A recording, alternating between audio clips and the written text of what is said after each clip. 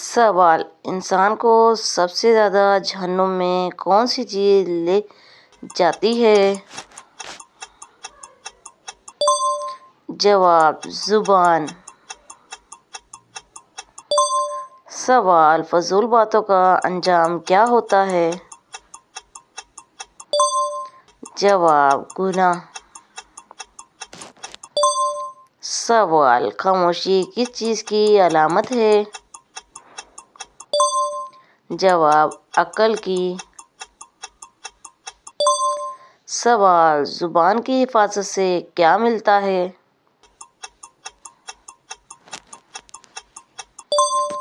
جواب: عزت۔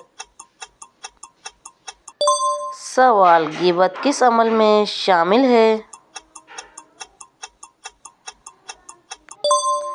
جواب: کبیرہ گناہ۔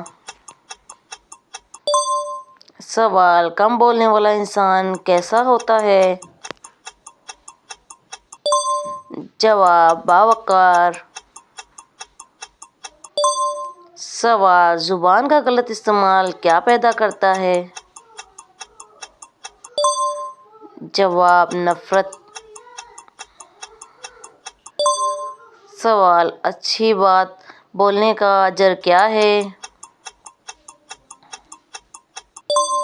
جواب: نیکی۔ سوال: اسلام میں زبان کے بارے میں کیا حکم ہے؟ جواب: حفاظت کرو۔